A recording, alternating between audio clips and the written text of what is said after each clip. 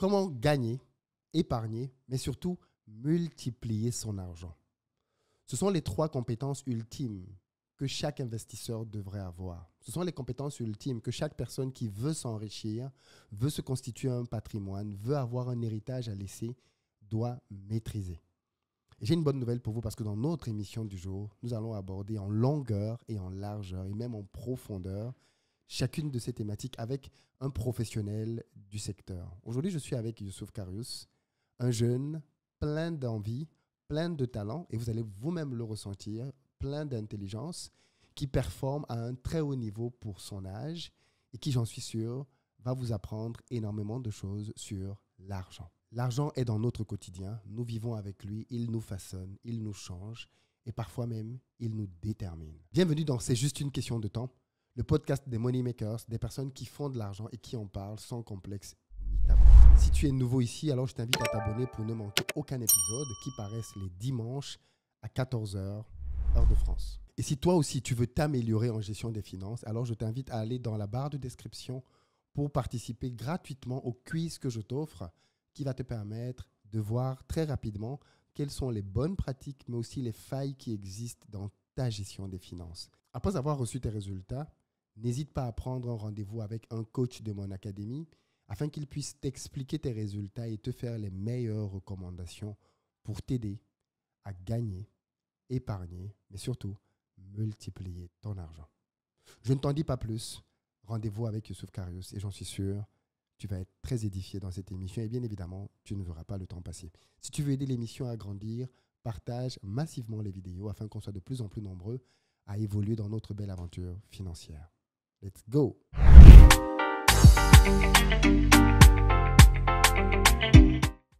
Bonjour Youssouf. Bonjour Philippe. Merci beaucoup d'avoir accepté de te prêter à l'exercice du podcast. Merci à toi surtout pour l'invitation. Je t'en prie. Plaisir. Est-ce que tu veux juste commencer par te présenter pour ceux et celles qui ne te connaissent pas encore? Alors donc moi je suis Youssouf Karious, je suis directeur général de Pulsar Partners, qui est une société d'investissement. J'ai démarré ma carrière, à l'époque j'avais 21 ans, bon, ça fait déjà un petit peu longtemps. Aujourd'hui j'en ai presque 37, presque 38, bientôt 38 dans quelques mois. Écoute, on est en Côte d'Ivoire, Pulsar Partners est incorporé à Maurice, mais notre vocation c'est d'investir effectivement dans toute la région, notamment en immobilier, résidentiel, bureau, entrepôt, hôtellerie. Donc tout ça pour nous, ça fait partie de l'immobilier. D'accord, très bien. Comment tu te retrouves à faire de l'immobilier alors qu'à la base tu n'as pas une formation en génie civil? Tout à fait. Alors moi, si tu veux, j'ai un parcours qui est complètement atypique. Je suis pas du tout un chemin, un exemple à suivre parce que justement, j'ai un chemin qui est pas du tout linéaire et qui est pas du tout même rationnel. Moi, je suis formé pour être économiste. Donc, je suis économiste de métier, entre guillemets. Donc, je suis sorti de TSE, Toulouse School of Economics, qui est probablement la meilleure école d'économie de Toulouse, mais ça reste la fac publique. Ouais. Donc, c'est un peu élitiste, mais ça reste la fac publique.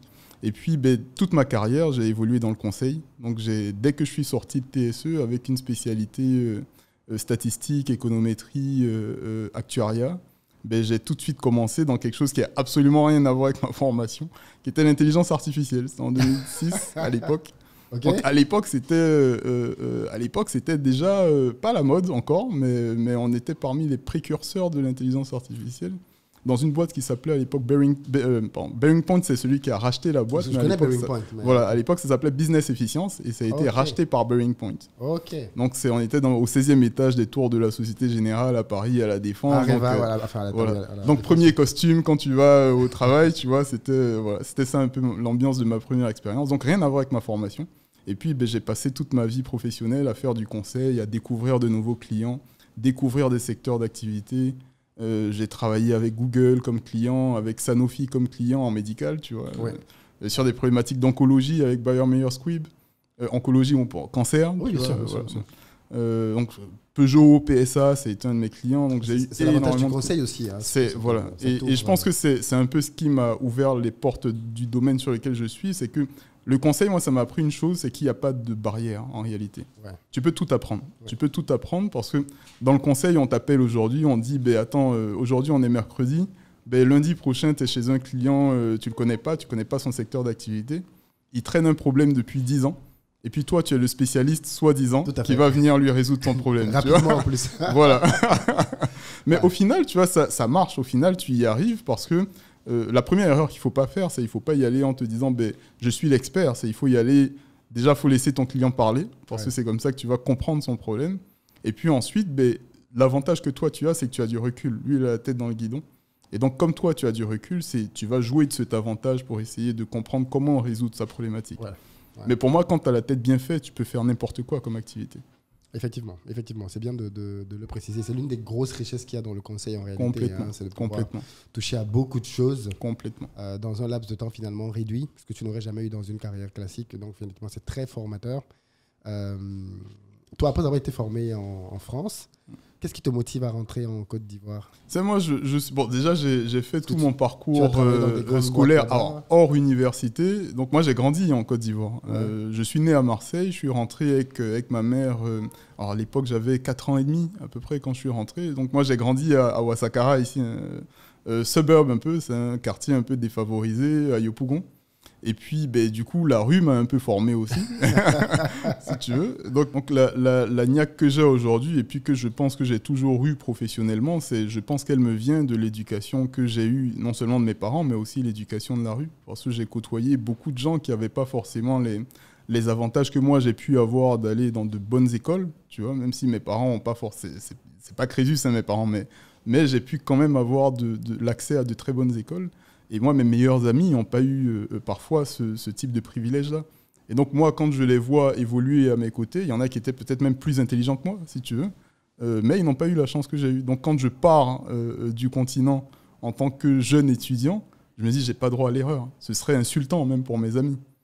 Donc, c'est un peu de là que vient la niaque que j'ai eue quand j'étais déjà à l'extérieur. Mais je suis parti en me disant, il faut que je revienne. Je ne suis jamais parti pour rester, en aucun cas. Et je l'ai vécu. Mais beaucoup partent en disant je vais revenir. Tout le monde oui, part en disant, pas tout le monde. C'est vrai qu'il y en a qui partent en disant plus jamais. Vous me verrez plus jamais ici. C'est vrai. Non, mais même, tu vois, même ceux qui se disent oui, je vais revenir, je pense qu'il y a. C'est peut-être pas la même intensité dans l'engagement. Tu vois, moi, honnêtement, quand je suis parti, je l'ai vraiment vécu comme une blessure, le fait de ne pas pouvoir, en tout cas à une certaine époque, de ne pas pouvoir me former localement. Bon, après, moi, mes parents, ils m'ont toujours dit il faut y aller, il faut y aller, il faut y aller. Donc, et je l'ai vécu aussi comme une bonne expérience. Le fait de s'expatrier, c'est quand même une très bonne expérience. Mais j'ai quand même vécu ça comme une blessure. Et cette blessure-là, je me suis dit, moi, je suis un panafricain dans l'âme, hein, depuis très, très jeune. Je n'aime pas le fait que l'extérieur nous voit comme l'arrière-garde de l'humanité, si tu veux. Et ça, depuis très jeune. Moi, ma mère, elle est de Martinique, je t'en ai parlé en off un petit peu. C'est le sang des anciens esclaves qui coule dans mes veines aussi. Tu vois. Donc, ces traces-là, elles sont très, très profondes dans ma personnalité. Donc, quand je pars du continent, effectivement, je pars pour revenir coûte que coûte. Donc, c'est ça, en fait, ce que j'ai dans la tête quand je pars. Et puis, je prends des engagements aussi vis-à-vis de certains de mes meilleurs amis. Je leur dis, mais moi, je pars pour réussir. Et je pars pour revenir. Très intéressant. Et quand tu dis que tu pars pour réussir, à cet âge-là, tu te dis quoi? Je pars pour faire de l'argent? Je pars pour avoir une expérience, je pars pour... Honnêtement, pour moi, l'argent, ça n'a absolument rien à voir avec le succès. Non, mais là, tu dis ça maintenant, mais oui. à l'époque. À l'époque, quand je dis je pars pour réussir, pour moi, c'est sky is the limit. C'est-à-dire que c'est même pas une question d'argent, c'est que je me dis, moi, ma réussite, ça va être de bâtir quelque chose d'énormissime. Ouais. Tu vois ce que je veux dire? Donc, quelque chose qui me dépasse, en fait, en réalité. Ça, c'est avec cette ambition-là que je pars. Tu vois, et c'est toujours cette ambition que j'ai. Après, ça se construit, il faut être patient, il faut faire un pas après l'autre, etc. Mais c'est vraiment avec cette détermination et cette ambition que je pars. Et je la porte toujours, la même ambition. Alors, pourquoi justement? Pourquoi ce besoin de farouche de réussir?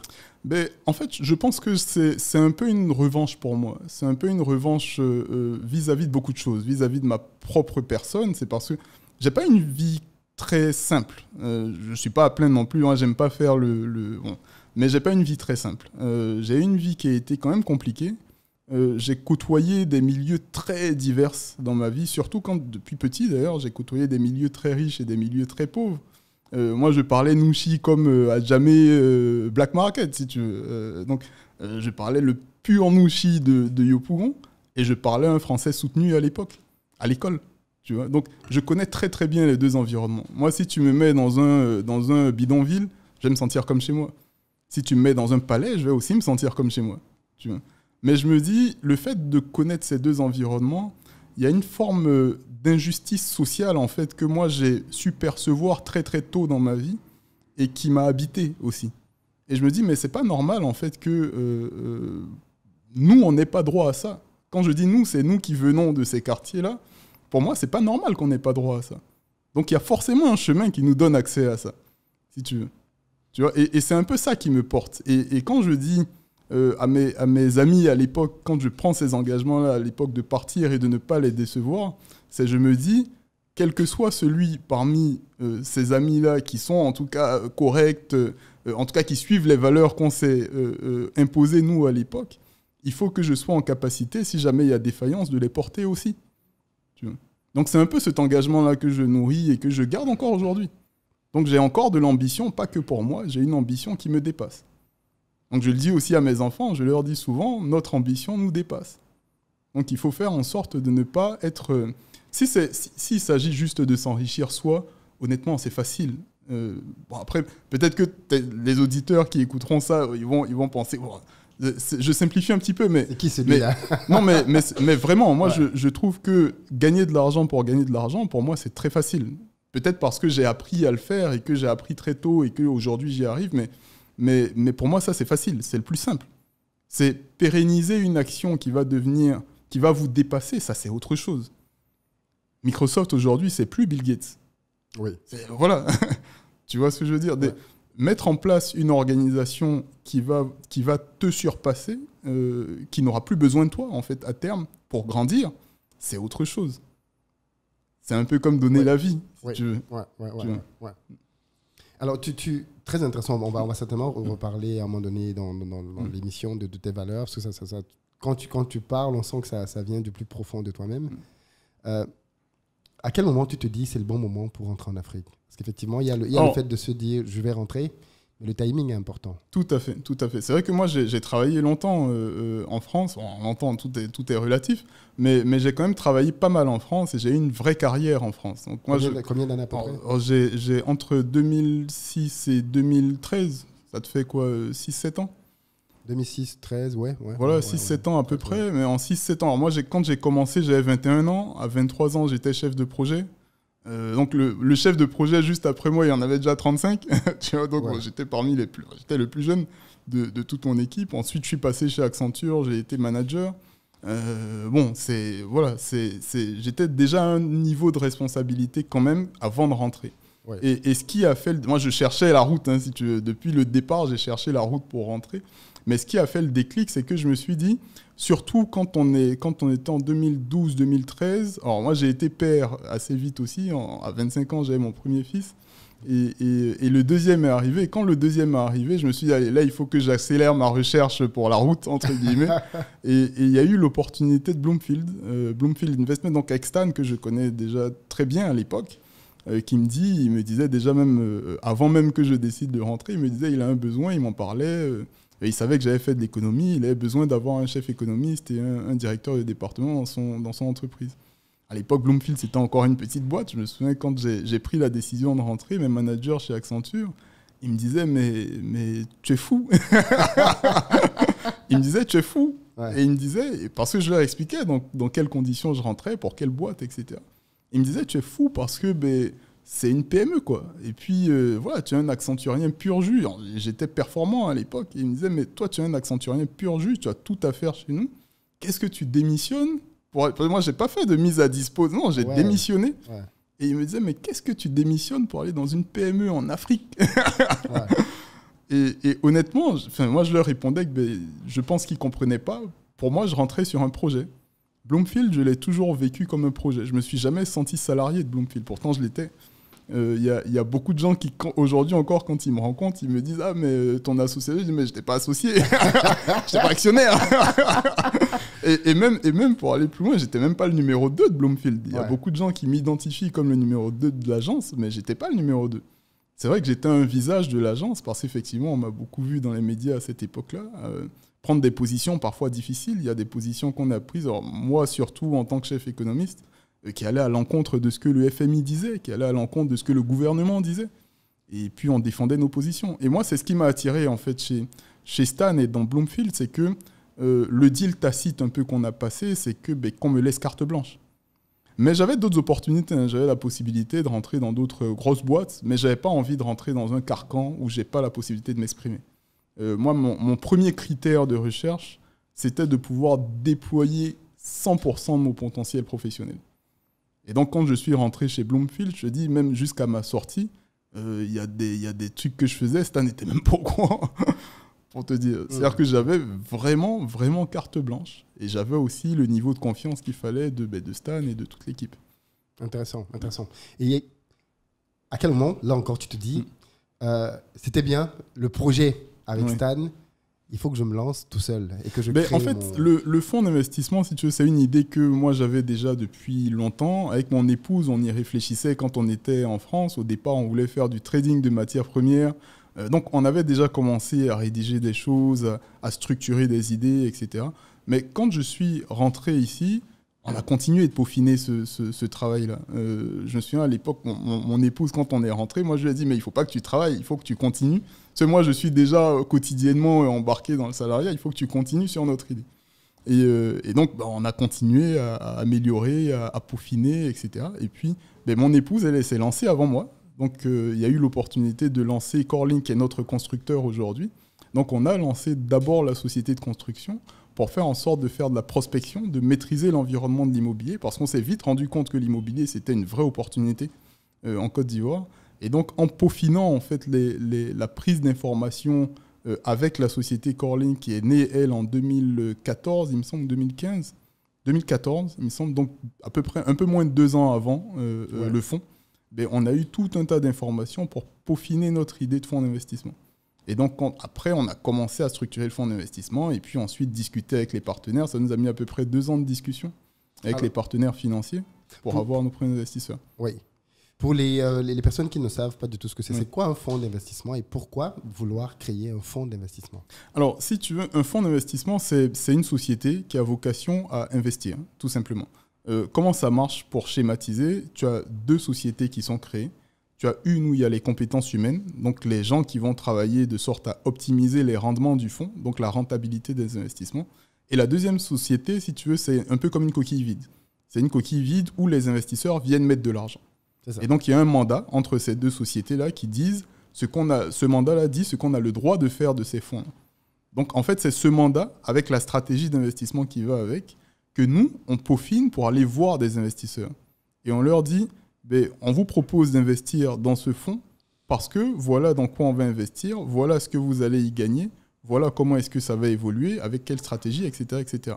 Donc, nous, notre stratégie en immobilier, je disais tout à l'heure, elle est écrite pour 30-40 ans. On sait exactement ce qu'on doit faire. Aujourd'hui, on ne fait que dérouler en vrai. Donc, ça peut paraître surprenant pour ceux qui regardent de l'extérieur, nos performances, la manière dont on évolue, etc. Mais pour nous, ce n'est pas une surprise. On sait exactement ce qu'on est en train de faire. Et on sait que je peux te dire exactement dans 20 ans où est-ce qu'on veut être. Après, il faut travailler pour y être. Bien sûr. Mais, voilà. Mais c'est comme ça que ça s'est né.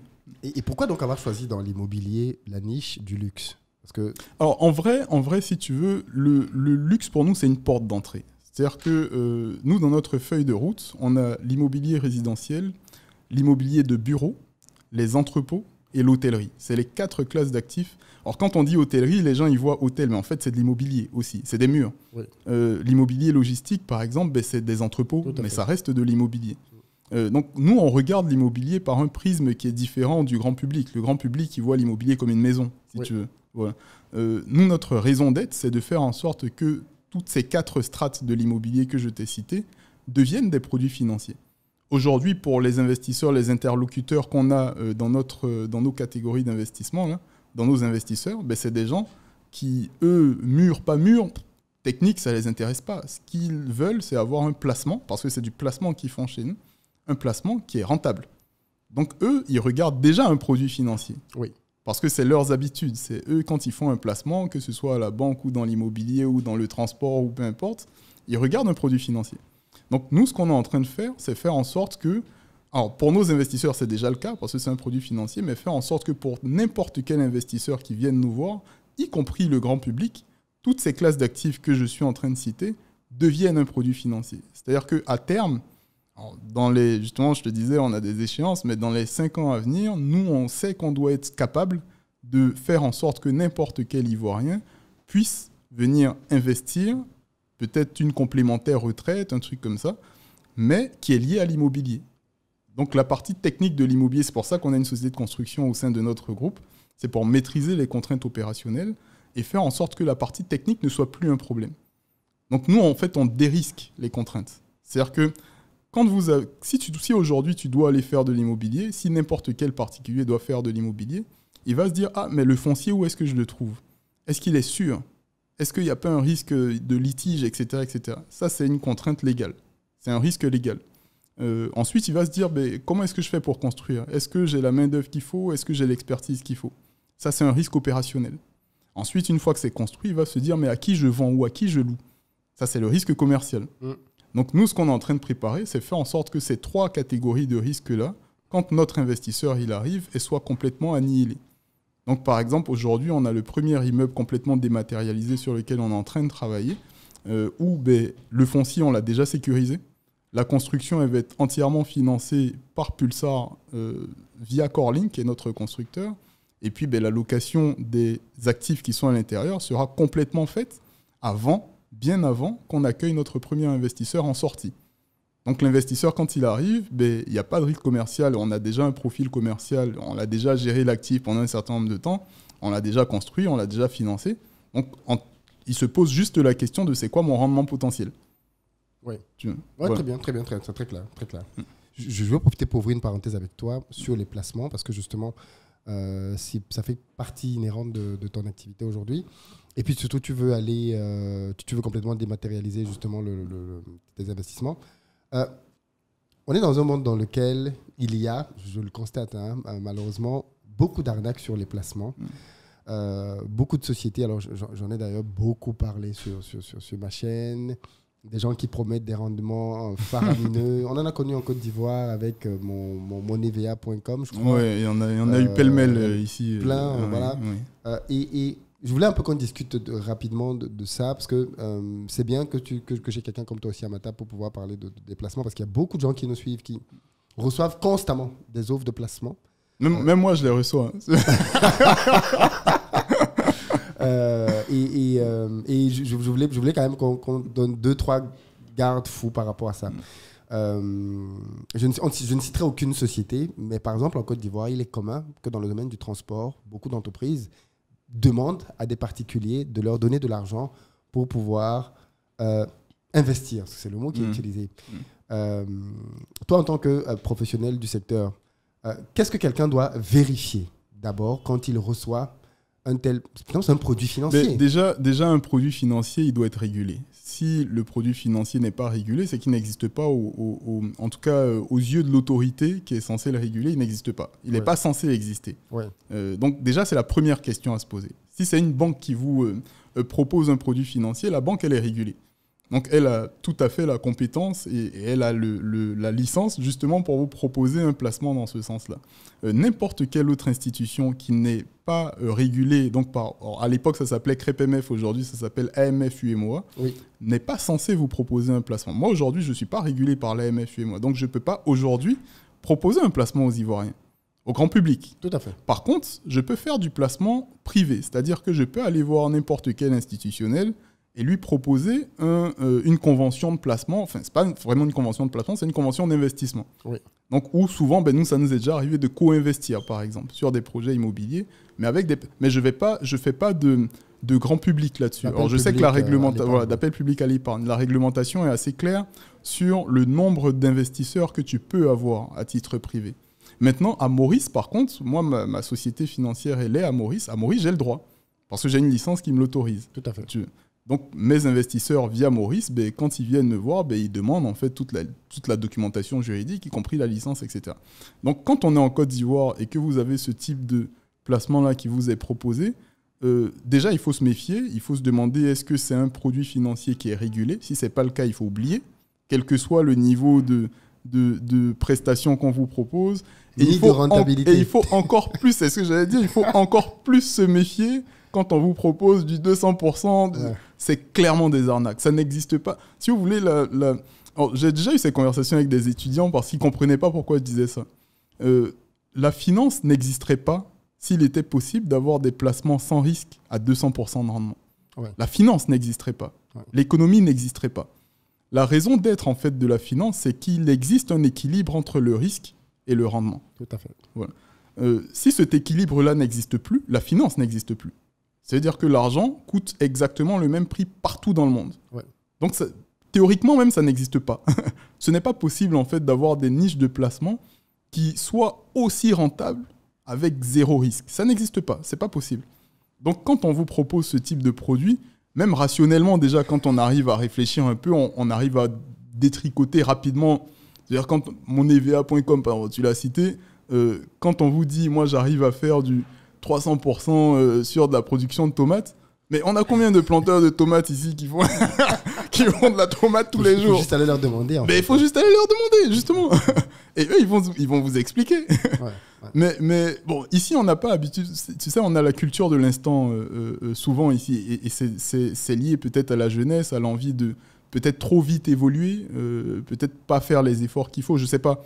Mais on a la culture de l'instant, je trouve. Et je pense que c'est pour ça que ces gens-là arrivent à avoir une audience. Mais il suffit de raisonner un minimum et puis de poser quelques questions et puis on voit tout de suite que ça ne fonctionne pas.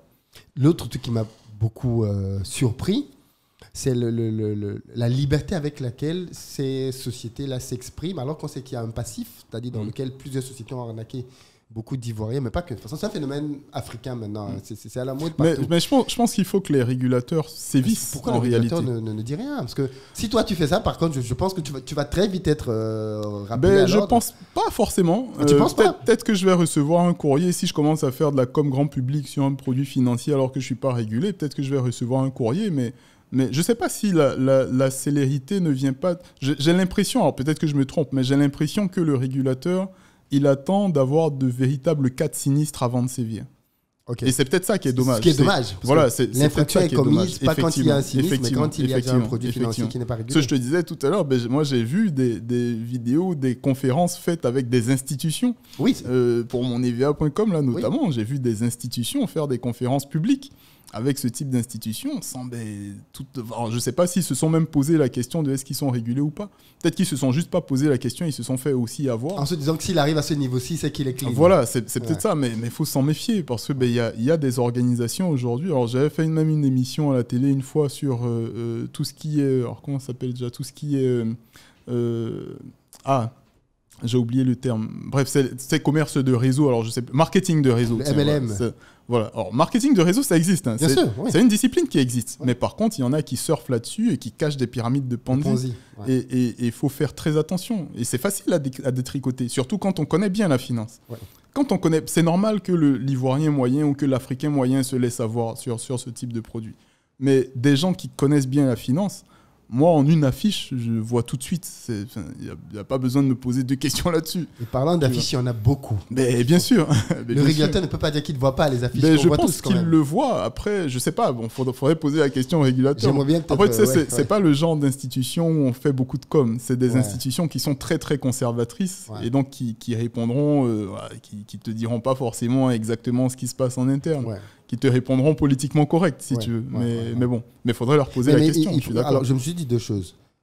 Peut-être même que parmi les personnes qui ont lancé ce genre d'initiative, il y a de l'ignorance. C'est-à-dire que parfois, ils se disent juste que je veux faire grandir mon business plutôt que de le faire seul. Je pense que pour certains, honnêtement, moi, quand je regarde comment ça démarre, j'ai l'impression que pour certains, c'est volontairement une escroquerie. Oui. Et effectivement, j'ai l'impression que pour d'autres, c'est pas forcément volontairement une escroquerie, du moins au départ. Ils se disent, j'ai eu une petite expérience sur 6 mois, ça se passe bien. Donc, comment je fais pour faire x1000 ? C'est ça. Et donc, 6 mois, si ça s'est bien passé sur 6 mois, c'est que si je fais x1000, ça va faire pareil. Alors que c'est pas pareil. Tu vois, tu scales pas un business, tu montes pas en volume un business de la même manière quand tu as 10 et quand tu as 10 000. Clairement. C'est pas pareil. Clairement. Et j'ai prévu de faire une série de vidéos sur cette thématique-là.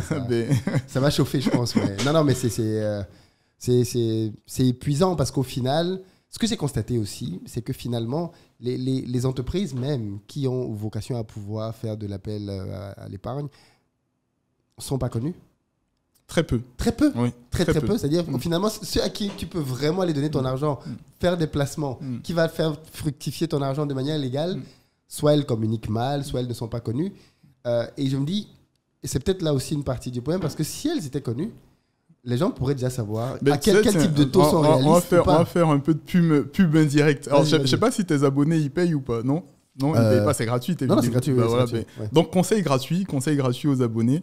Ce que je conseille à tous ceux qui sont tous les Africains de la diaspora, je leur dis, et souvent, ils sont très étonnés quand je leur dis ça, je leur dis, vous tous qui avez des PEL, comptes à terme bloqués en Europe, en Occident, aux États-Unis, etc., vos comptes, ils sont rémunérés à 0,25, 0,2, 0,5% pour les meilleurs annuels. C'est-à-dire que vous bloquez de l'argent rémunéré à 0,5%, sachant que vous avez un taux d'inflation là-bas qui est tu énorme. perds de l'argent. Ouais. Ici, on a l'habitude de dire, et c'est vrai, que les taux d'intérêt sont très élevés quand on prend du crédit. Oui. Mais ils sont très élevés aussi parce que les comptes à terme rémunérés sont aussi très élevés. C'est vrai. Donc, ça veut dire que vous tous qui avez des PEL à l'extérieur, des comptes bloqués rémunérés à l'extérieur à 0,5%, si vous les faites venir ici, chez des SGI ou chez des banques qui ont aussi leur SGI qui peuvent vous ouvrir des comptes titres, quasi sans risque, c'est-à-dire qu'en achetant que des obligations type SIFCA, État de Côte d'Ivoire, Bon du Trésor, etc., vous pouvez faire du 5%. Oui. Donc, première chose à faire quand on est dans la diaspora, c'est arrêtez de laisser votre argent fructifier sur des comptes sous-rémunérés en Europe. Tout à fait. Ouvrez des comptes titres auprès justement des acteurs dont tu parlais, ce sont des SGI et des SGO. Tout à fait. Ouvrez des comptes titres. Si vous n'êtes pas sur place, que vous ne voulez pas vous embêter, choisissez une stratégie sans risque. Il y a des obligations pour ça, il y a des bons du trésor pour ça. Les États africains, contrairement à ce qu'on pense, ne font quasiment jamais défaillance sur leurs dettes financières. Tout à fait. En tout cas, depuis que le marché financier ici existe, il n'y a jamais eu de défaillance. Oui. Alors, il y a eu des défaillances mécaniques. C'est-à-dire que la Côte d'Ivoire, par exemple, a eu une défaillance mécanique quand on était en situation de guerre. Ce n'est pas parce qu'il n'y avait pas l'argent, c'est parce qu'on ne pouvait pas administrativement payer. Tout à fait. Si tu veux. Mais à part ça, il n'y a jamais eu de défaillance. Donc, venez mettre votre argent ici, même des DAT en banque, par exemple. Même les DAT en banque, Oui. on a des DAT ici rémunérés à 5%. Oui. Donc, pourquoi faire des PEL à 0,2%, 0,3%? Bon, conseil gratuit, en tout cas. Donc, très bon conseil. Très, très bon conseil. Notamment parce que, en plus, je suis en train de discuter avec une ou deux SGI qui voulaient justement passer sur le média pour pouvoir parler de leur... Non, mais totalement. Mais ils t'en parleront mieux que moi. Totalement. Le moment venu, ils en parleront effectivement. Mais je voulais vraiment alerter là-dessus. Et tu étais l'un des meilleurs interlocuteurs pour pouvoir le faire. Donc, merci beaucoup. En plus, il y a eu encore un conseil gratuit à la fin. L'argent, ça représente quoi pour toi? L'argent, pour moi, c'est une conséquence. Si tu veux. Alors, ça, je m'attelle aussi c'est ma vision des choses. Peut-être tout le monde ne sera pas d'accord avec moi. Pour moi, on ne court pas après l'argent. L'argent, c'est la conséquence de quelque chose. C'est la conséquence d'un travail qui a été fait, d'un contrat, etc. etc. L'argent en soi, pour moi, n'a de valeur que ce qui est écrit sur le papier. En vrai. C'est-à-dire que si aujourd'hui, je te donne 10 millions, si je reviens te voir dans 6 mois, en vrai, sans rien bouger, tu t'es appauvri. Oui. Parce qu'il y a eu l'inflation qui est passée. Ton pouvoir d'achat a baissé. Ce qui est normal. Si je reviens te voir 2 ans après, tu t'es encore appauvri. Encore plus. Même. Voilà, encore plus. Ouais. Tu vois ce que je veux dire? Donc pour moi, l'argent en soi, c'est ça. C'est un papier qui a une valeur qui est écrite dessus. Et si tu n'en fais rien, tu t'appauvris. Donc pour moi, ce qui est important, c'est quel est l'actif qui te génère cet argent, si tu veux. Moi, je me concentre plus sur l'actif. Par exemple, même quand on dit qui est le plus riche du monde, en vrai, les gens ne le savent pas, mais c'est une vision patrimoniale. Oui. C'est-à-dire que pour moi, c'est plus important de savoir quel actif j'ai dans mon patrimoine que de savoir quel argent j'ai sur mon compte. Ça n'a pas de sens, l'argent que tu as sur ton compte. En tout cas, pour moi, si tu veux. Si j'ai une stratégie, et ça, d'ailleurs, c'est une question, je pense que normalement, on fait l'erreur de ne pas se la poser, mais en fait, il faut se la poser chaque année. Si on était des sociétés au lieu d'être des individus, c'est-à-dire pour ceux, on se poserait cette question. Tout à fait. Parce que tu vois, une société, par exemple, elle ferait jamais l'erreur d'aller acheter, alors si elle la limite pas les moyens, c'est-à-dire le peu de moyens qu'elle a, elle va acheter une voiture et puis elle roule dedans. Ou bien elle va acheter une maison et elle vit dedans. C'est une stratégie qui est peut-être le modèle de réussite, entre guillemets, à l'occidental. C'est dès que j'ai un salaire confortable, je vais hypothéquer mon salaire, alors 30% de mes revenus sur 30 ans, et puis j'achète un bien et je vis dedans. Ça, si vous étiez une entreprise, ce serait un cas de faillite. Oui. Parce que vous achetez c'est génial de ramener ça à ça. Mais tu vois, tu achètes un actif ouais. qui n'est pas productif, Oui. et puis tu vis dedans, ben, ça ne te rapporte rien. Et puis tu dis, ben, je suis riche. Non, tu n'es pas riche, tu es en train de t'appauvrir. Ouais. Tu vois, après, bon, ça dépend, il y a des bémols. Si ton actif, si ta maison, elle prend de la valeur... Vraiment et ça, beaucoup de valeur, voilà. mais ce n'est pas la question que les gens se posent. De toute Exactement. façon, Mais tu vois, c'est pour schématiser, moi, c'est comme ça que je vois l'argent. L'argent, en fait, pour moi, c'est la conséquence de ce que j'ai comme actif en stock. Donc, quand je dis actif, c'est quoi? Ça peut être des actions, ça peut être votre entreprise, parce que ton entreprise, elle prend de la valeur aussi. Tout à fait. Mais elle génère aussi du cash. Tout à fait. Tu vois. Donc, le cash qu'elle génère, c'est pas ça qui va m'intéresser, c'est quelle valeur elle prend. Tu vois.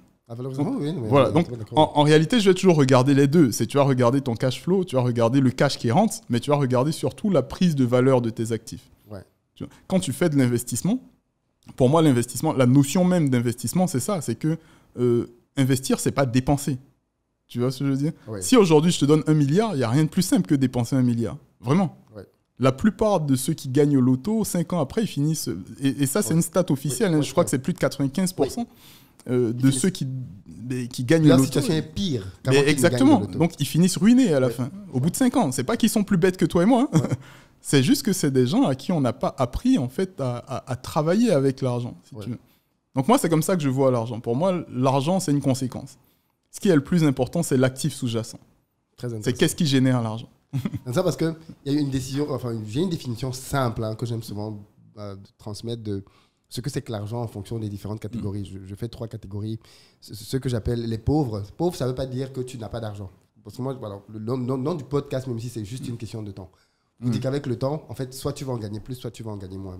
Exactement. En apparence, aujourd'hui, effectivement, tu peux avoir un bon boulot, une bonne voiture, mais dans 20 ans, ce que tu es en train de produire, l'actif que tu es en train de développer, soit il va perdre en valeur, parce que si tu ne comptes que sur ton salaire, la retraite va arriver, ainsi de suite. Donc, soit tu vas en gagner plus. Et d'ailleurs, tu n'es pas sûr que les institutions puissent payer ta retraite demain. On le voit aujourd'hui. En plus. Et donc, je dis, il y a 3 manières de percevoir l'argent. Le pauvre, entre guillemets, pour lui, l'argent permet de payer des factures. Et je me suis rendu compte que dans l'économie réelle, beaucoup de gens arriment leur salaire à ça. J'ai déjà eu des gens en entretien qui m'ont dit « Oui, mais moi, il faut que je gagne au moins telle somme parce que ça va me permettre de prendre... Ça va me permettre de payer mes charges. » Et de manière basique, pour beaucoup de gens, l'argent, ça sert à ça, payer des factures. Donc, du coup, ça va être toute leur vie, en fait. Tout leur rapport à l'argent va être ça, payer ceci, payer telle facture. Exactement. La classe moyenne, pour elle, l'argent permet de se faire plaisir et de s'acheter des gadgets. Et donc, c'est ce qu'on va voir. La classe moyenne va s'acheter une voiture, une maison... des sacs, tout ce que tu veux. Le dernier iPhone. Surtout le dernier iPhone. Ça, c'est le classique. Exact. Et puis les riches, pour eux, l'argent sert à être multiplié. Exactement. En fait, tu as juste dit la même chose autrement. Pour un riche, quand il a de l'argent qui va arriver, la question c'est qu'est-ce que j'en fais? Où est-ce que je le place? Comment je le multiplie? Point. Exactement ça. Mais tu vois, aujourd'hui, avec mon épouse, nous, on regarde nos charges de façon différente. C'est-à-dire que nos charges, on les budgétise limite presque à l'année, si tu veux. Parce que quand j'étais salarié, je n'avais pas ce luxe-là. Tu vois. Et effectivement, j'étais peut-être dans la catégorie moyenne de ceux que tu as cités, mais je ne faisais pas les mêmes choix. Tu vois. Donc, je savais que mon objectif, c'était de faire en sorte de construire un patrimoine. Tu vois. C'est le patrimoine, en fait, qui génère du cash. Et c'est ça qui est important, parce qu'une fois que ton patrimoine est construit, après, la seconde étape pour moi, c'est de le pérenniser. Oui. Et c'est là, on en parlait à demi-mot tout à l'heure, mais c'est là où la question de la transmission est importante aussi. Oui. Parce qu'il ne faut pas que ton patrimoine disparaisse avec toi. Donc quand tu meurs, si tu as des enfants, il faut que tu prépares l'après. Et ça se prépare très vite. Mais ça a aussi une conséquence pour l'avenir de ta famille, de tes enfants, etc. Parce qu'il faut que ça continue de générer du cash. Et ça, c'est un gros problème qu'on a. Je veux qu'on entre un peu là-dedans, qu'on creuse un peu. La transmission, c'est un très gros problème qu'on a chez nous. Africain. Africain, oui, c'est ce que je veux dire. Parce que quand tu regardes des grandes maisons, Benz, que tu regardes un peu l'histoire, tu te rends compte que tout de suite, en fait, c'est un truc qui date de 3-4 générations. Complètement. Et ça se prépare. En France, on a par exemple, je crois que c'est Bouygues, qui a été créé il n'y a même pas... Je ne sais pas si Bouygues a déjà 50 ans, mais en 50 ans, tu as eu le père qui a donné au fils. Exact. Mais je crois que c'est même parti du grand-père à l'époque. Du grand-père qui a donné au fils, un garage, un truc comme ça. C'est ça. Ouais, et maintenant, qui est en train de préparer les fils. Exactement. Toi, comment tu te prépares à ça? En fait, tu as cité un super exemple parce que c'est extraordinaire. quand tu regardes ce qui a été transmis à la génération actuelle, alors je ne sais plus le nombre exact, mais j'avais vu le nombre de filiales qu'ils ont au niveau groupe chez Bouygues. Mais c'est juste... tout à l'heure, je disais, à un moment donné, il faut que ce que tu bâtis te dépasse. Oui. Je pense que c'est exactement de ça qu'on parle, en fait. Oui. C'est qu'aujourd'hui, Bouygues Group n'a que le nom de la famille en réalité qui existe, mais c'est plus une société familiale, tu vois, clairement. Tu vois ce que je veux dire? C'est toute une organisation. Et même pour aller plus loin, quand tu prends même certaines banques américaines, quand on te dit too big to fail, c'est-à-dire qu'elles sont trop grosses, c'est-à-dire que même si elles font faillite, tu vas voir personne ne veut qu'elle la fasse banque faillite. centrale viendra réinjecter de l'argent. C'est déjà arrivé. Oui, ça, bien sûr. tu vois, Oui. Voilà, viendra réinjecter de l'argent pour ne pas que ça périclite, parce que l'impact, les conséquences seraient trop violentes pour la société. Ouais. Et tu vois, pour moi, le rêve d'entrepreneur que j'ai, c'est ça, en fait. C'est de faire en sorte que too big to fail. C'est-à-dire que tu es capable d'employer... Tu vois, il y a certaines boîtes ici même, je ne vais pas citer de nom, mais il y a certaines boîtes ivoiriennes, quand on te dit le nombre d'employés qu'elles ont on board, c'est juste hallucinant. Oui. C'est juste hallucinant. Et donc, effectivement, pour moi, la clé, c'est l'investissement. Déjà, c'est des étapes différentes. Si tu as une étape où il faut investir beaucoup, il faut investir massivement, il faut alimenter ta croissance, si tu veux. Et puis, tu as une étape où il faut que tu pérennises. Et la pérennité, pour moi, ça revient à la question que tu soulèves. Comment est-ce que tu fais pour ne pas avoir une organisation qui périclite quand toi, tu n'es pas là? Oui. Et je pense que ici, alors, moi, je vois deux explications à la situation qu'on vit en Afrique sur le plan patrimonial et transmission. La première explication que j'ai, c'est une explication qui est sociétale. Je me dis, quand je réfléchis un peu, les structures sociétales qu'on avait à l'époque n'étaient pas les mêmes qu'aujourd'hui. Et aujourd'hui, j'ai l'impression qu'on est en train de superposer une structure sociétale occidentale qui n'est plus forcément patriarcale, qui n'est plus forcément, entre guillemets, je mets des gros guillemets, royale. Parce que nous, à l'époque, c'est chef de famille, c'est caste, etc. Tu discutes pas. Quand il y a transmission, on dit c'est le frère, tu vois. C'est pas les enfants. Mais dans le droit, par contre, on dit que c'est les enfants et la femme. Tu vois ce que je veux dire? Oui. Alors qu'à une certaine époque, quand il n'y avait pas le droit, entre guillemets, des Blancs, c'était pas l'enfant et la femme, c'était le frère. Tout à fait. Pour beaucoup de cultures, en tout cas. Ça continue de se faire dans beaucoup de cultures. Voilà. Et je pense que c'est la superposition, en fait, de ces deux paradigme-là, un qui est sociétal historique et un qui est sociétal légal, qui est un nouveau droit, en fait, qui n'est pas le droit coutumier. Pour moi, la superposition, on voit les impacts que ça a eu jusqu'aujourd'hui. Mais c'est en train de se lisser, si tu veux. Parce que plus en plus, le droit contemporain est en train de prendre le pas sur le droit coutumier. Le droit coutumier, il est en train de disparaître, si tu veux. Oui. Donc, pour moi, c'est une première explication. Donc, ça fait que la succession, dès qu'il y a un patriarche qui part... on ne sait pas quel droit superposer. Et puis lui, de son vivant, il n'a pas forcément préparé ce qu'il voulait, ce qu'il devait. Ouais. Et puis ça donne ça. Et la deuxième explication, c'est justement la préparation. Oui. Pour moi, on a en Afrique, ici, en fait, j'ai l'impression qu'on a une culture du chef, tu vois, qui peut-être nous vient aussi de l'histoire, je ne sais pas. Mais on a une culture du chef qui est différente de celle que, par exemple, les Occidentaux vont avoir. J'ai l'impression que ici, si tu dis à certains chefs d'entreprise, il faut que tu donnes plus de pouvoir à ton organisation pour que toi, tu en aies moins, ça va les déranger. Oui. Tu vois? Clairement, oui. Voilà. Oui. Alors qu'en vrai, c'est ce qui assure la pérennité de ton business. C'est qu'en vrai, il faut que toi, tu sois de moins en moins indispensable. Tout à fait. Et moi, même ici, je le dis souvent à ceux avec qui je travaille, je leur dis, mais moi, je ne travaille bien que quand je travaille sur 10 ans. Si je suis absorbé par le quotidien, pour moi, je travaille mal. Et je déteste ça, en fait. Je déteste être absorbé par le quotidien parce que du coup, tu ne prépares pas l'avenir. Et donc, moi, j'essaie de travailler ici de sorte à me décharger un maximum en fait, des responsabilités quotidiennes pour penser l'avenir. Tout à fait. Donc, c'est ce que j'appelle travailler sur 10 ans. C'est réfléchir stratégie. Moi, j'adore les moments où je peux m'asseoir dans mon bureau et puis penser stratégie. Ça, pour moi, c'est là où je suis le plus efficace, le plus efficient. C'est là où j'ai la meilleure valeur ajoutée pour tout le groupe. Si je ne sais pas faire ça, et pour moi, quand je dis penser stratégie, c'est pas penser stratégie que pour le groupe. C'est penser stratégie pour les actionnaires, pour moi, pour mes enfants, pour ma famille. Parce que c'est là où tout est imbriqué. Quand je viens au boulot et que le quotidien me rattrape, mes enfants, ils ne sont pas dans le quotidien de la société. Ouais. mes actionnaires ne sont pas dans le quotidien de la société. En réalité, le chef d'entreprise, quand il travaille au quotidien, il résout des problèmes. Donc ça, c'est un autre truc que je dis aussi ici. Je dis, ben, s'il n'y avait pas de problème, j'aurais pas de boulot. Mais si j'ai pas de boulot, moi, ça me va. En vrai, tu vois, moi, mon ambition, c'est à un certain âge, c'est de sortir. Oui. De sortir, d'être dans le conseil d'administration et puis de laisser les gens faire ce que je suis en train de faire aujourd'hui, mouiller le maillot, si tu veux. C'est ça, en fait. Mais si tu arrives à faire ça, pour moi, tu as déjà une organisation qui te surpasse. Et donc, dès lors que l'organisation te surpasse, après, c'est des questions de droit. Donc, de ton vivant, ben, si il y a des choses que tu dois régler en termes de transmission d'action, peut-être de ton vivant, ou même après ta mort, ben, il faut les régler. Tu fais un testament, tu fais... Voilà. Donc, moi, avec mon épouse, alors, c'est des choses qu'on a décidé de travailler très tôt. Aujourd'hui, on le travaille, on continue de le faire. Mon plus grand fils, bon, il n'est pas vieux, il a 11 ans, si tu veux, mais chacun de mes enfants, à majorité, ils auront des documents à signer. Et ça n'inclut pas que de la transmission d'actions ou des choses comme ça, non. C'est moi, ce que j'appelle le patrimoine de notre famille, c'est pas qu'une question de matériel, c'est aussi des valeurs, c'est aussi... Parce que j'aimerais pas que... j'ai 5 fils aujourd'hui. Celui qui arrive à la tête de notre groupe demain, moi, j'aimerais pas que ce soit quelqu'un qui a aucune valeur. Donc l'acquisition ou l'accession à un certain statut dans la gestion du patrimoine familial exige aussi que tu respectes un certain nombre de valeurs.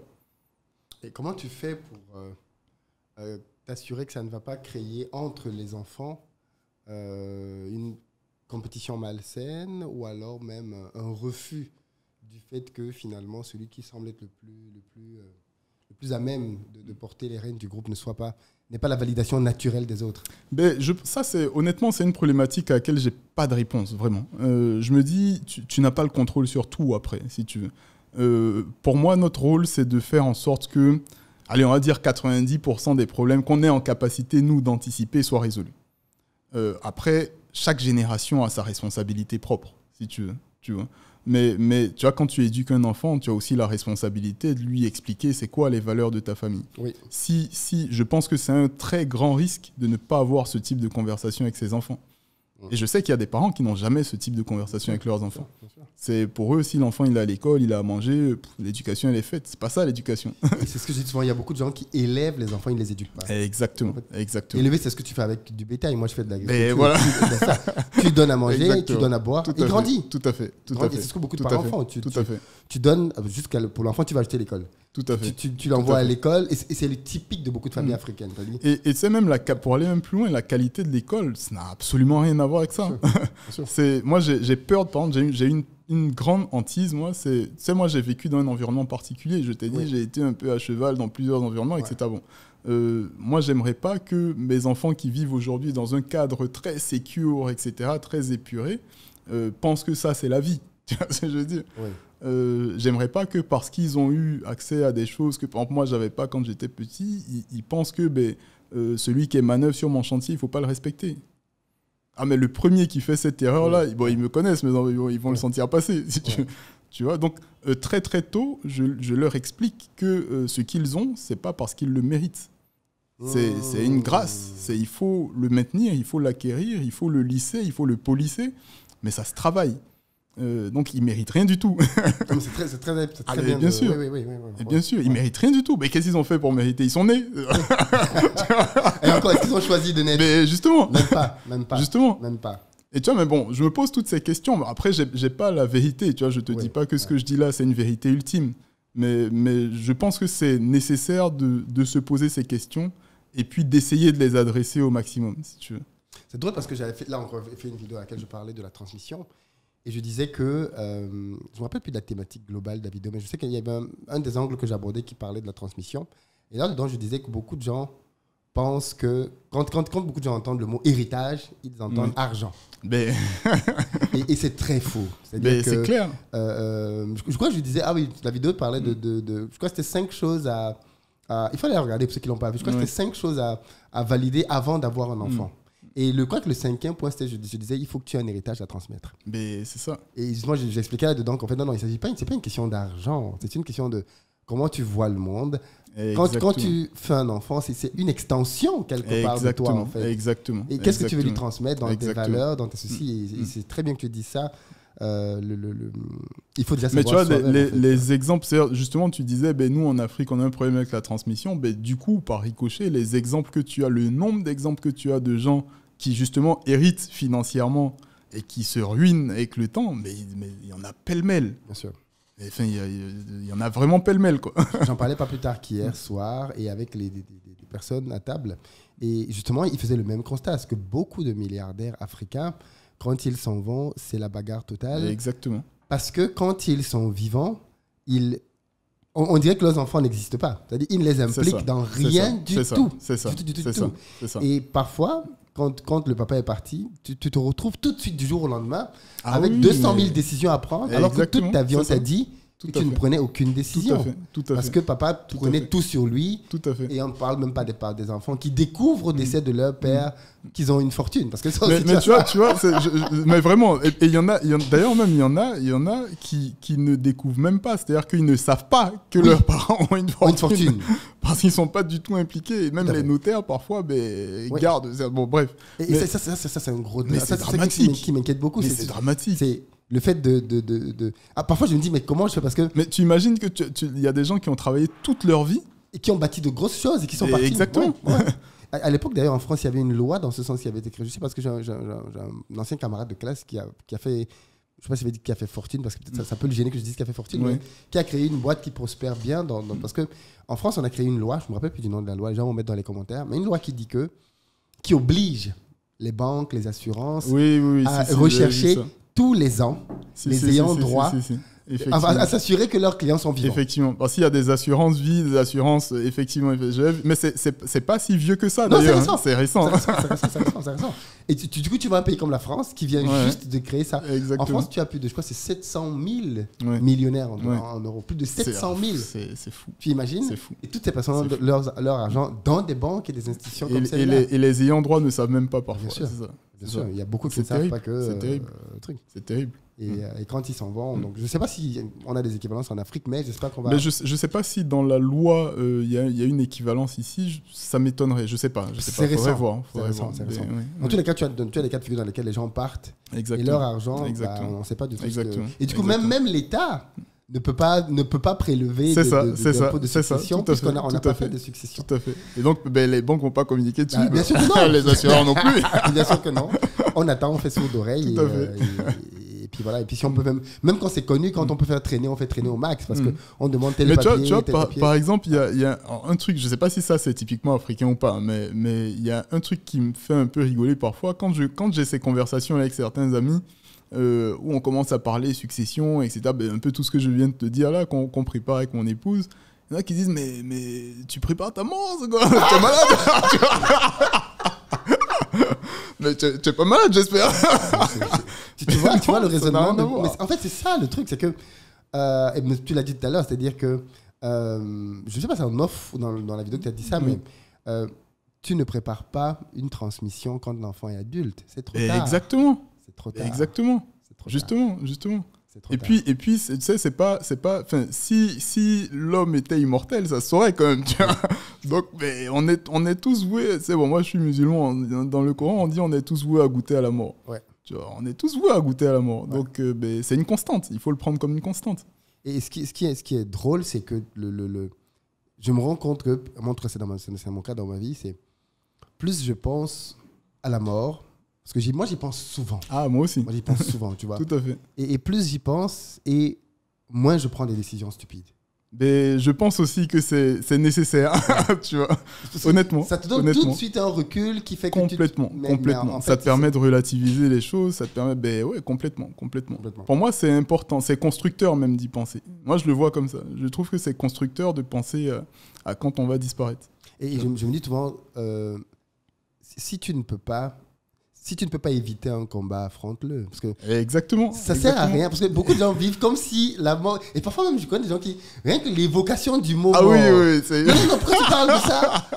Mais en fait, t'es mortel, t'as oublié. Exactement. Les gens pensent que Exactement. on va tous vieillir. On va pas tous vieillir. Exactement. Déjà, Tout on à va pas fait, tout à tous fait, vieillir. tout à fait. Statistiquement, c'est pas Tout à possible. fait. Tout à fait. Malheureusement, on ne le souhaite bien évidemment à personne. Mais la réalité veut que certains d'entre nous ne vont pas atteindre 40 ans, d'autres ne vont pas atteindre 50 ans. C'est une étape qu'on va tous passer. Voilà. Voilà. On n'est pas immortel. Et il vaudrait mieux, plus tôt tu t'y prépares, et plus ça change et tout. mieux c'est tout. Ça change C'est tout. tout. Et comme tu l'as dit, Tout. c'est une partie importante aussi de l'échange sur la transmission. Le crédit, je ne peux pas te laisser sans parler de ça. Quel est ton rapport au crédit? Est-ce que quel est ton rapport au crédit? Alors, j'ai un rapport qui est en train de changer au crédit. Pour moi, le crédit... Je vais t'expliquer deux versants. Parce qu'en ce moment, je suis transparent avec toi. Hein. En ce moment, honnêtement, je pense que je suis dans une période duale de ma personnalité, de ma vision du crédit. Je vais t'expliquer pourquoi. Le Youssouf d'une certaine époque t'aurait dit, et d'ailleurs c'était le cas à l'époque, pour moi, le crédit était indispensable. Mais pas tout le crédit. Pas tout crédit. Pas pour faire n'importe quoi non plus. C'est-à-dire qu'à l'époque, et je pense à juste titre encore aujourd'hui, je t'aurais dit, tu ne prends pas... Alors, pour moi, le crédit, ça se réfléchit encore une fois comme une entreprise.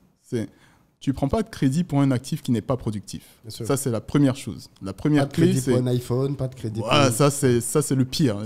Après, ça dépend. Si tu es ultra milliardaire et que tu veux prendre un truc, un iPhone à payer en 3 fois parce que tu t'en fous, tu le payes en 3 fois, tu t'en fous. Si tu veux.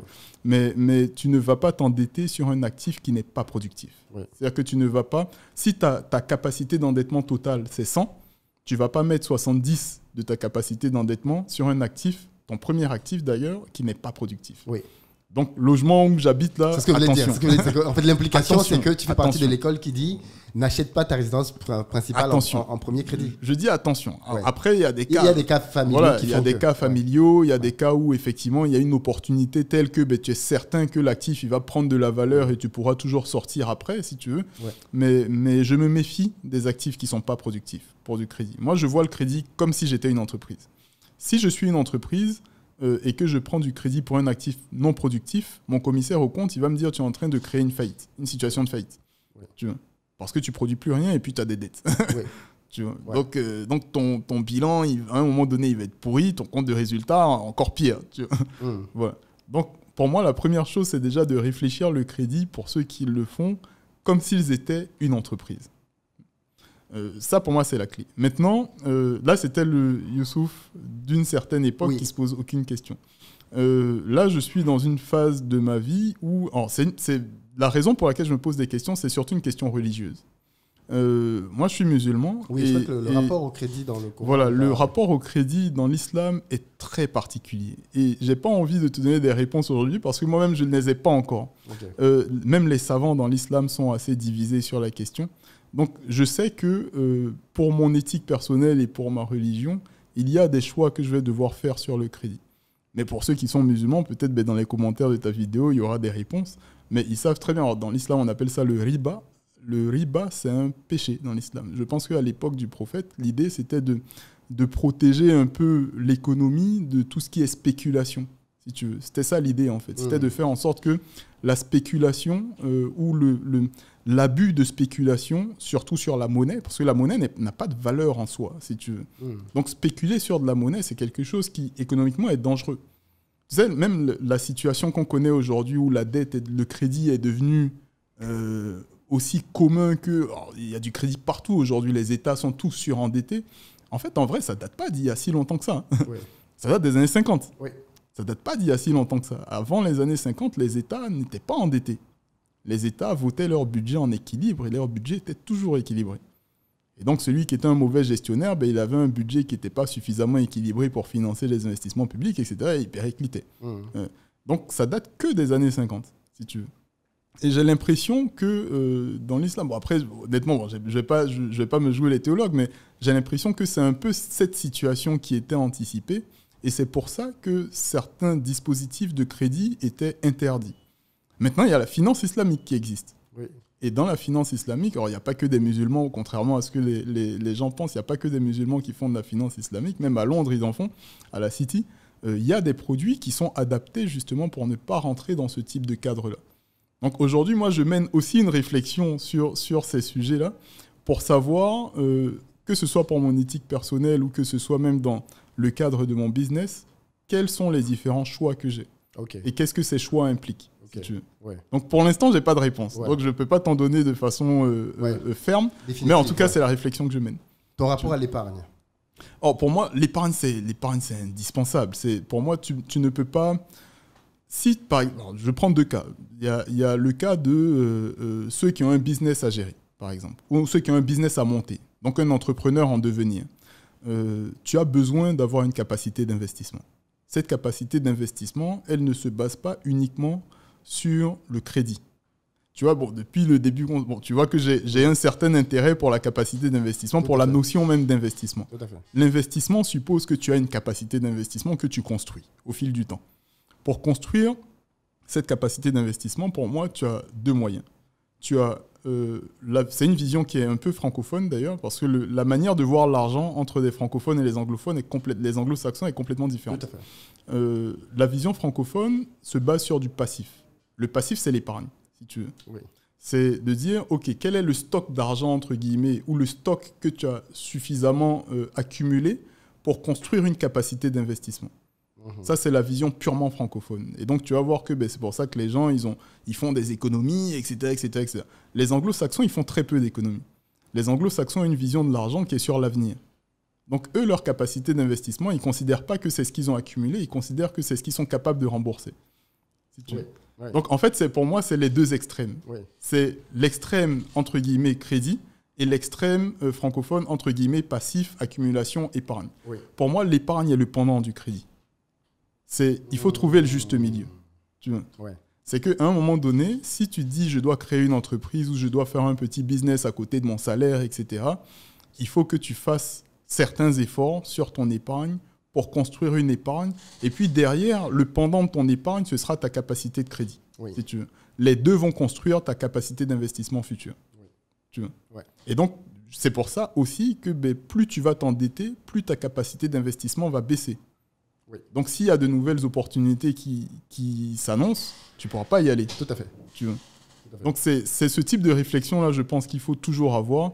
Même quand tu dois t'endetter, si tu dois t'endetter sur du long terme, il faut faire attention de te dire, mais attention, si jamais je fais ce choix-là aujourd'hui, dans 5 ans, s'il y a tel type d'opportunité, est-ce que je serai en capacité? Ou comment je fais pour, même en étant endetté, etc., continuer de construire une capacité d'épargne? L'épargne, c'est essentiel.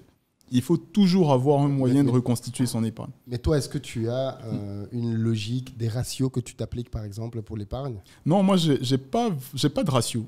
Honnêtement, j'ai pas de ratio. Après, nous, on a toujours un matelas. Tu payes toutes tes charges et après tu on a toujours on a toujours un matelas de secours. On sait qu'on a toujours un matelas de secours. On a des DAT. Avec mon épouse, on regarde un peu en famille. On regarde en fonction de ce qu'on veut faire dans l'avenir. On sait il y a des moments clés dans notre business où on va devoir être en capacité d'investir. Nous, c'est ça notre trade-off, si tu veux. Okay. On sait que dans tel nombre d'années, attention, il y a je t'ai dit, notre stratégie d'investissement, elle est écrite pour longtemps. Ouais. Donc, on se dit, attention, à cette époque-là, il y aura ça à faire. Donc, débrouillons-nous pour construire notre capacité d'investissement pour cette époque-là. Ouais. Donc, par exemple, il y a déjà sur les derniers projets qu'on a faits, il y a des projets où moi personnellement, j'ai co-investi avec le fonds. Okay. Donc, je me suis entendu avec mes investisseurs pour pouvoir mettre sur le même projet de l'argent sur la table pour co-investir avec le fonds d'investissement, donc mes investisseurs. Et donc, quand c'est comme ça, soit je me fais rémunérer directement en sortie de projet, soit je me fais rémunérer en partie en sortie de projet, et puis je garde une partie en part du fonds. Oui. Tu vois. Donc, moi, ça me permet d'avoir une épargne qui continue de progresser au même rythme en fait, que mes investisseurs. Donc, je suis le même train. Donc, plus je suis performant, plus je m'enrichis parce que je gagne de l'argent sur la performance du fonds, mais plus aussi mon patrimoine grossit parce que j'ai aussi des actions dans le fonds. Tu vois. Donc ça, c'est aussi une stratégie d'épargne pour moi. Tout à fait.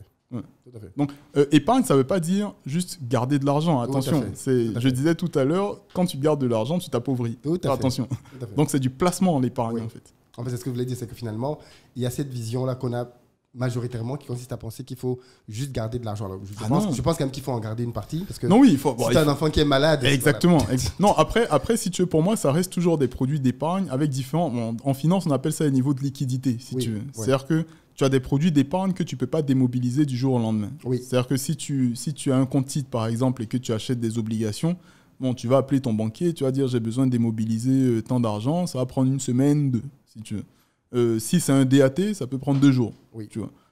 Si tu as d'autres produits qui sont beaucoup plus liquides, ça peut prendre encore moins de temps. Oui. Tu vois. Donc il faut arbitrer en fait. Est-ce que ça te dirait qu'on prenne quelques minutes pour que tu nous présentes rapidement quelques-uns des principaux produits qui existent? Par exemple, tu as parlé de DAT. Bon, c'est très simple. Qu'est-ce que c'est? Voilà, tu as utilisé beaucoup de sigles. Exactement, c'est très simple. Si tu veux, il y a différents escaliers. On va justement, à quoi peut équivaloir quoi? Parce que je crois tout à fait. Tu as tout à fait raison. C'est la déformation professionnelle. C'est effectivement les sigles. En plus, je déteste ça, mais c'est la déformation. Alors, le premier escalier, c'est tout le monde a un compte bancaire. Enfin, tout le monde. La majorité des gens ont aujourd'hui un compte bancaire. Même si tu es Orange Money, c'est un compte bancaire. Tu as. Bon. Le compte bancaire, c'est comme si tu as de l'argent dans ta poche, sauf qu'il est en banque. Si tu veux. Donc, ce compte bancaire-là, si tu ne le touches pas, tu perds de l'argent parce qu'il y a l'inflation. Tout à fait. Donc, plus les prix augmentent, plus ta capacité. Si tu as 100 francs aujourd'hui dans ton compte bancaire, aujourd'hui, peut-être que tu es capable de payer 5 bonbons avec. Mais si les prix des 5 bonbons augmentent, demain, les mêmes 100 francs, tu peux payer peut-être que 4 bonbons avec. Tout à fait. Voilà. Donc, c'est ça, en fait, le fait de s'appauvrir sur ce premier palier de compte-là. Tout à fait. Alors ça, c'est la base. Une fois que tu as ça, tu as un deuxième palier de compte, c'est ce que j'appelle un DAT. C'est un compte à terme qui est rémunéré. C'est-à-dire que, et ça, il y a effectivement beaucoup de gens qui ne le savent pas, quand vous avez suffisamment d'argent, vous pouvez confier cet argent-là à la banque et la banque va vous payer. Tout à fait. Donc, va vous payer un taux d'intérêt. C'est un taux d'intérêt qui peut être plus ou moins faible. Ça dépend des montants, ça dépend des délais que vous... des maturités... Le temps que vous confiez cet argent à la banque. Le temps pendant lequel on bloque de l'argent. Voilà, exactement. Voilà. Donc, c'est-à-dire que plus tu pourras le retirer facilement et rapidement, exactement. Et moins le taux sera important. Exactement. Donc, si vous avez, par exemple, 2 millions en épargne, ben, ces 2 millions-là, vous pouvez voir avec la banque. Dépendamment de la banque, il y a des paliers. Donc, elle peut vous dire, ben, sur ces 2 millions, je peux vous rémunérer 2% par an, par exemple. Donc, comme ça, vous êtes sûr que chaque année, il y a 2% de ce montant-là qui va être reversé sur le compte. Juste comment c'est fait en UMOA? Est-ce que c'est à peu près les mêmes montants chez toutes les banques ou alors il y a un intérêt à se dire je vais faire le tour des banques pour les différents produits qu'on va voir? Il faut faire le tour des banques. Il faut faire le tour des banques. Okay. Après, bon, nous, avec nos banquiers, on est plutôt en situation de force parce qu'on a beaucoup de capitaux en général. Donc moi, par exemple, à titre personnel, je suis dans la même banque que mon business. Oui, bien sûr. Donc forcément, je suis en position de force. Donc quand je dis à mon banquier, je veux un DAT, en général, je négocie peu sur les taux, on me donne le taux maximum. Voilà. Mais si vous n'avez pas beaucoup de moyens, il faut faire le tour des banques. Il faut faire le tour des banques, le tour des offres. Après, les taux ne vont pas varier non plus du simple au double pour les mêmes conditions. Ça va être à la virgule près, si tu veux. Mais à la virgule près, sur 10 ans, ça peut être significatif. Voilà, tu vois. Maintenant, effectivement, quand tu commences à avoir des montants très intéressants, là, honnêtement, même en DAT, tu peux avoir des taux vraiment intéressants. Moi, j'ai déjà eu des DAT ici à 5-6%. Donc 5-6% sur l'année. Là, c'est intéressant parce que moi, mon benchmark quand je suis en DAT, c'est le taux d'inflation. Bien sûr, toujours. Si j'ai 2% sur un DAT alors que l'inflation est à 4%, c'est que en fait, je continue de perdre un peu d'argent. Où est-ce que tu prends l'info du taux d'inflation? La plus fiable. Tu as l'inflation qui est calculée par comment s'appelle l'organisme des statistiques. Là, ici, j'ai oublié le nom. En France, ça s'appelle l'INSEE, mais ici, ça a un nom particulier. On a un équivalent. Voilà, on a un INS, ça s'appelle ici, Institut National de Statistique. Ouais. Okay. Donc, l'INS fournit cette statistique-là. Donc ça, c'est une inflation. Ou trimestriellement. Même trimestriellement. Il me semble même mensuellement, il y a un indice de prix qui est calculé mensuellement. Et puis, je crois que l'inflation est calculée peut-être tous les 6 mois ou tous les ans. Mais il y a déjà un indice de prix qui te permet d'avoir la tendance. Alors, donc, il y a cette information qui existe, mais ça, c'est une information sur un panier de produits bien particuliers. Ce qui est important, c'est de savoir l'inflation réelle que toi, tu ressens. Donc moi, je prends cette statistique, parce que ça dépend de ce que tu consommes, si tu veux. Tu vois. Moi, je prends cette statistique, je regarde ce que nous, on consomme en termes de factures, etc., et j'essaie d'approximer ou d'approcher une inflation que nous, on ressent au sein de notre ménage, si tu veux. Et c'est ça mon benchmark. Je me dis, OK, bon, moi, j'ai 3 voitures à la maison, j'ai pas la même inflation. Quand tu vois comment le carburant évolue, j'ai pas la même inflation que celui qui a pas de voiture ou que celui qui a juste une voiture, si tu veux. Tu vois. Je sais pas combien de... Bon, je sais même pas combien de frigos j'ai à la maison. Il y a la clim, moi je paie des factures à CIE. CIE, je les enrichis. Hein. Ouais. On est nombreux. Ah ouais, tu vois. Voilà. Donc tout ça, je regarde, si tu veux. Et puis, quand tu regardes, tu fais ton arbitrage. Mais si tu penses que le taux qui t'est donné par la banque est en deçà du taux d'inflation, c'est que potentiellement, tu perds un peu ton pouvoir d'achat. Oui. Donc, il faut arriver à trouver un placement à long terme qui est, en termes de rendement, au-dessus du niveau d'inflation. Et là, ça devient quand tu es intéressant. sorti avec les DAT, c'est quoi le palier d'après? Donc, DAT, c'est le deuxième palier, donc c'est le compte bancaire bloqué. Oui. Le troisième palier, pour moi, c'est le compte titre. Ok. Le compte titre, c'est que en fait, tu vas donner ton argent à la banque qui, elle, a une filiale, qui est une SGI, donc une société de gestion et d'intermédiation, qui, elle, a vocation à placer l'argent que tu lui confies à la bourse sur des produits, en actions, en obligations, en bons du trésor, etc. Maintenant, quand tu vas voir ce type de SGI, comme tu vas faire une vidéo avec certaines... Oui, on ne donne pas de nom. Voilà, on donne pas de nom, mais elles vont pouvoir mieux t'expliquer. Mais si tu veux, tu vas avoir plusieurs stratégies de placement que cette SGI va te proposer. Oui. Donc, elle va te dire, alors si toi, tu te sens expert, tu peux décider quelle action j'achète, quelle obligation j'achète, etc. Si tu veux. Maintenant, si tu ne te sens pas suffisamment expert, et je pense que quand on n'est pas expert, vaut mieux avoir l'humilité de dire, laissez les experts faire. Ouais. Ils vont te proposer 3 grandes stratégies de placement. Si tu veux, une stratégie qui est risquée, où il y aura beaucoup d'actions dedans. Mais les actions, ça monte comme ça descend, donc vous pouvez perdre beaucoup comme vous pouvez gagner beaucoup. Tu auras une stratégie mixte, où elle va faire du placement un peu risqué avec des actions, et puis du placement un peu moins risqué avec, par exemple, des bons du trésor. Parce que les bons du trésor, c'est l'État qui dit « prête-moi de l'argent » et puis je te donne un taux d'intérêt. Oui. Je te donne un taux d'intérêt dessus. En général, c'est entre 5 et 6%, ça dépend des conditions, etc. Oui. Ou tu peux avoir aussi, moi, ce que je conseille souvent aux gens qui ne sont pas du tout experts de ces produits, je leur dis commencez déjà par une stratégie de placement quasi sans risque, avec des obligations, des FCP, il y a des fonds communs de placement pour ça, qui suivent une tendance assez soft, c'est assez stable. Donc, on voit, les taux de rémunération aussi sont parfaitement anticipables, en tout cas à peu près anticipables. Donc là, on a plus matière à mieux comprendre comment le marché obligataire se porte, si vous voulez. Et c'est quand même très rentable dans notre région, je trouve. Oui. OK. Vous avez les principales strates pour pouvoir utiliser votre argent. On arrive vers la fin de notre interview qui finalement a été un vrai... très pédagogique parce que je trouve que tu as pris le temps de vraiment approfondir des notions du quotidien sur lesquelles on n'a peut-être pas le temps de souvent. Après, j'ai peut-être été un peu technique parfois, mais bon. Je pense que c'est compréhensible. Bon, ça marche, super. J'essaie à chaque fois quand même de me dire est-ce que ce qu'il est en train de dire. Et quand j'avais des doutes, non, je ne suis pas interpellé pour te dire dilue un peu, enfin pas dilue, mais démocratise. Démocratise un peu plus ce que tu fais. Aujourd'hui, toi qui es dans l'immobilier, je vais un peu parler un peu d'immobilier avec toi. L'immobilier aujourd'hui reste quand même un bon moyen. Pas un pays comme la Côte d'Ivoire, on a des statistiques quand même assez folles qui disent qu'on a un déficit de 600 000 logements annuels avec 400 000 uniquement à Abidjan et qui se creuse de 40 à 50 000 par an. Ce qui laisse penser qu'effectivement, le besoin n'est pas prêt d'être assouvi. Toi, à ton niveau, c'est quoi la tendance sur le marché de l'immobilier aujourd'hui? Alors oui, pour moi, le besoin, il est grandissant, si tu veux, quand on regarde le panier globalement. Après, il faut faire attention. Le panier global n'est pas une tendance qui se généralise sur toutes les strates de l'immobilier, si tu veux. Donc, quand on dit, effectivement, il y a un déficit de 600 000 logements, ça ne veut pas dire que les, entre guillemets, 600 000 personnes qui ne trouvent pas de logement ont de quoi acheter un logement, si tu veux. Ça ne veut pas non plus dire que ce sont des gens qui sont solvables. Tout à fait. Ça ne veut pas non plus dire que c'est des gens qui peuvent se loger aux endroits où toi, tu veux acheter un foncier, par exemple. Donc, il y a plein de questions sous-jacentes, en fait, qu'il faut se poser. Et l'immobilier, moi, j'essaie de le comprendre comme un environnement où il y a énormément de choses à l'intérieur, si tu veux. Moi, je t'ai dit déjà, on investit en immobilier, mais on a 4 strates. On considère que l'hôtellerie, c'est de l'immobilier. L'industrie, c'est de l'immobilier pour nous. Donc, tu vois, c'est autant d'activités qui sont complètement différentes les unes des autres, mais ça reste de l'immobilier. Ça reste un actif, ça reste des murs, ça reste un actif que tu gères. Nous, c'est comme ça qu'on lit l'immobilier. Et par exemple, peut-être pour tes auditeurs, ce qui va être un peu plus intéressant pour eux, c'est la manière dont moi je conçois le résidentiel, par exemple.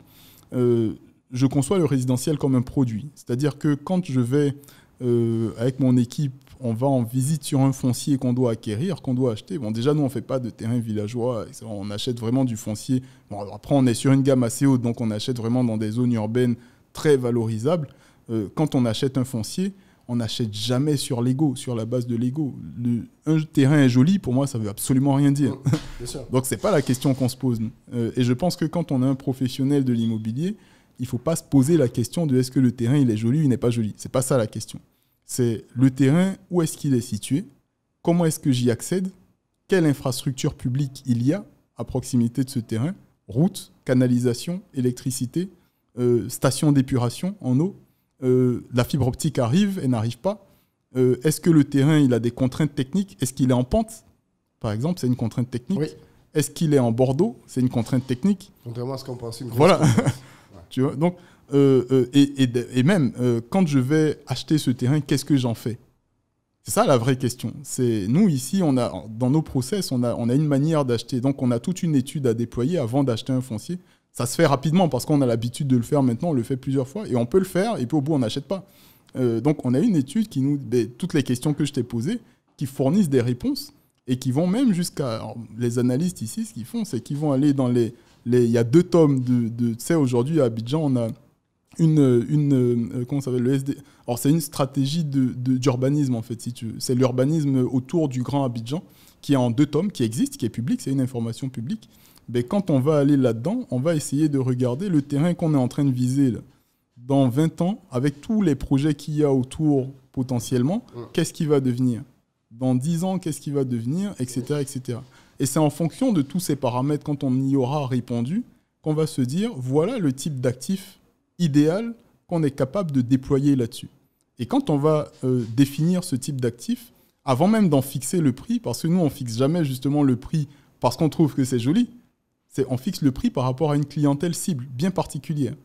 Par exemple, en résidentiel, souvent, nos clients, on sait que c'est des clients qui sont catégorie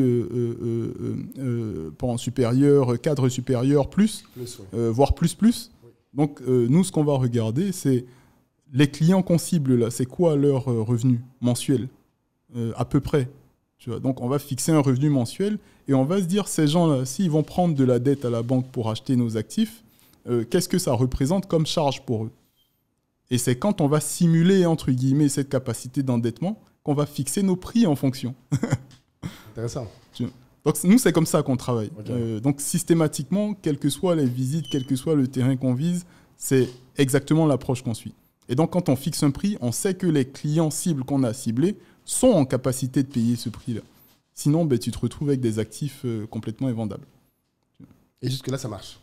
Jusque-là, ça marche. Ça marche très bien. C'est une très bonne méthode, effectivement. Ouais. C'est une très, très bonne méthode. En fait, pour moi, c'est juste une méthode de marché. C'est que il ne faut pas avoir un produit à un moment donné qui est décorrélé de ton marché. C'est ça. Donc, le produit, il peut être beau. La question, ce n'est pas est-ce qu'il est beau, est-ce qu'il n'est pas beau. C'est est-ce qu'il est adéquat à ton marché. C'est ça, en fait. Donc, même si tu es sur une gamme qui est différente de la mienne, qui est peut-être en logement social, peu importe, à un moment donné, il faut que tu aies un produit, que ce soit un logement social ou autre, qui soit à cheval, adéquat à la population à qui tu le proposes. Bien sûr, voilà. Bien sûr. Question qu'on se pose parce qu'effectivement, beaucoup de personnes sont dans l'affect et ils se disent Exactement. parce que moi j'aime ce bien, alors il va coûter tel prix. Exact. Mais pourtant, tu vois, les mêmes personnes, si tu les mets à la tête d'un commerce simple, ils vont se poser cette question. Ouais. À qui je vends? C'est vrai. Tu vois, c'est juste une déformation de l'esprit, en fait, en vrai. Ça va. C'est vrai que c'est une très belle astuce, finalement, d'essayer autant que possible de se mettre dans la peau de l'entreprise, de se dire si c'était une entreprise, quelles seraient les contraintes que j'aurais et comment je raisonnerais. Exactement. Et ça te permet tout de suite de basculer sur plein de sujets. Bon, ça reste du bon sens, quoi. Ouais, ça devient justement du bon sens. Mais écoute, Youssouf, on arrive quasiment au terme de notre interview. J'ai pas vu le temps passer. En plus, moi non plus. J'ai encore beaucoup de questions que j'aurais aimé te poser. Mais pour terminer, est-ce que tu te rappelles, bon, forcément, de ce que tu peux considérer aujourd'hui comme tes pires erreurs financières? Mes pires erreurs financières, honnêtement... Ta pire, si tu en as eu. Ma pire erreur financière, franchement, je ne saurais pas dire. J'en ai pas fait beaucoup des grosses erreurs financières. Honnêtement, ce serait peut-être des erreurs à la marge. Franchement, j'ai déjà acheté des choses que je n'aurais pas dû, si tu veux. Ouais. mais pour l'instant, je ne vois pas de grosses erreurs financières. Peut-être que ça va venir, j'en sais rien, je touche du bois. Mais aujourd'hui, non, j'en vois pas de grosses erreurs financières que j'ai faites. Et à contrario, ce serait quoi tes meilleurs coups? Ah, moi, je pense que mon meilleur coup aujourd'hui, c'est le fonds d'investissement. Si tu veux, je t'explique. Alors, moi j'ai créé le fonds d'investissement, j'ai mis 0 dedans au départ. Ah oui? Tu vois, à la base. Ben oui. Mais en fait, pour moi, c'est ça le vrai coup financier que j'ai fait, c'est que au départ, j'ai mis 0. Ma manière de me rémunérer, c'était en frais de gestion, donc ça me permet de payer les charges à la base. Et puis, le deal que j'ai passé avec mes investisseurs, donc ça, c'est dans notre convention d'investissement, c'est en termes de performance. J'ai des commissions sur la surperformance. C'est-à-dire que si mes objectifs, ils sont indexés, si tu veux, sur la performance du BTP dans toute la région.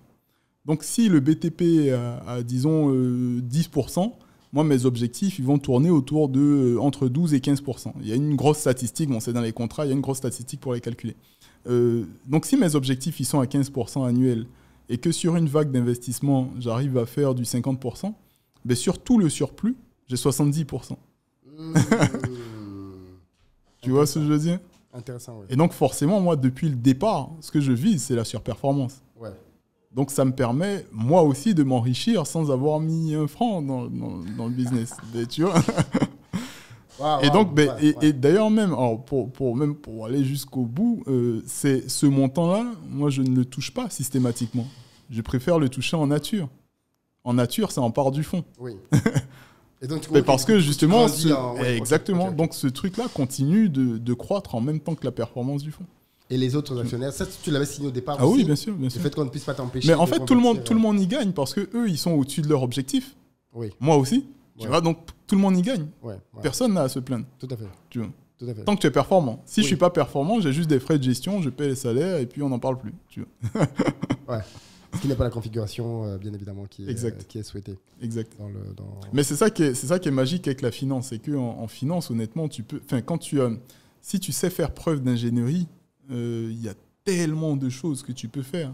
Tellement de choses. Mais tu vois, par exemple, je connais tellement d'industries, ou même des hôtels. Ici, les hôtels panafricains, alors, tu t'en doutes pas, mais il y en a beaucoup qui ont des soucis de trésorerie.